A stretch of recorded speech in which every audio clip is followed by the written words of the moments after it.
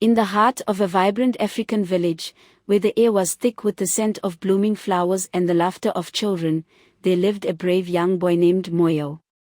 His days were filled with boundless adventures and the warm embrace of his loving family. But Moyo's life was about to take an unexpected turn, one that would see him become the hero his village so desperately needed. One fateful morning, as the sun kissed the horizon with a fiery glow, Moyo noticed a disturbing silence had settled over the once lively village. The chatter of the villagers was replaced by the feeble coughs and sighs of the sick. Crops that once stood tall and proud began to droop under the weight of a mysterious illness, and the animals grew weary and thin.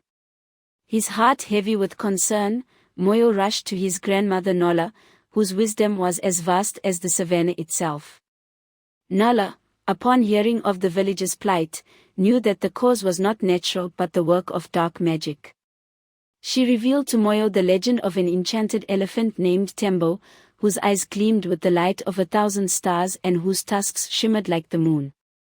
Tembo was said to be the protector of the village, a guardian spirit who had been silent for many generations. Together, they decided that the only way to lift the curse was to find Tembo and seek his help. The journey to find Tembo was fraught with danger. They trekked through treacherous forests where the branches whispered secrets of old, and rivers that held hidden creatures with gleaming eyes and wicked smiles. With Nola's guidance and Tembo's protective presence, Moyo grew more confident with each step. He learned to listen to the whispers of the wind and the whispers of his heart, finding strength in the wisdom of his ancestors and the courage within himself. As they approached the shadowy borders of the neighboring village, the trio encountered the first of the sorcerer's minions, a pack of vicious hyenas with teeth like sharpened bones. Tembo trumpeted a challenge that echoed through the night, and the hyenas, recognizing the spirit of the ancient guardian, retreated with tails between their legs. Moyo's heart swelled with pride as he watched the animals of the land bow to the mighty elephant. They had survived the first test, but the most daunting challenge still lay ahead. In the heart of the sorcerer's lair, they found themselves in a clearing surrounded by a thick wall of thorns. The air was heavy with the stench of malevolence and the cries of those trapped within. Nola spoke an incantation, and the thorns parted like the Red Sea before Moses, revealing a heart that trembled with dark energy.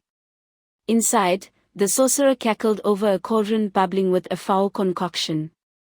The sorcerer, a withered man with eyes that gleamed with malice, sneered at the sight of the intruders. He flung a handful of the noxious brew at them, but Tembo's mighty trunk swept it aside. The creature's eyes narrowed, and he sent a barrage of curse darts flying in their direction. Moyo, acting swiftly, caught them in mid-air and threw them back at the sorcerer. They stuck to his robes, and he stumbled, giving Nola the opportunity to step forward and recite an ancient spell.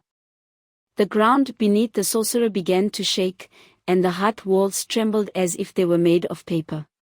His laughter turned to screams as the very earth opened up and swallowed him whole. The curse lifted immediately, and the spirits of the village soared as if released from a heavy burden. The once withered crops grew green and strong again, and the villagers regained their strength. They returned to their village, the people gathered to greet them with tears of joy and cheers of victory.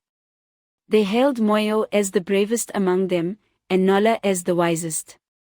Tembo, the enchanted elephant, walked alongside them, his eyes now filled with peace and contentment.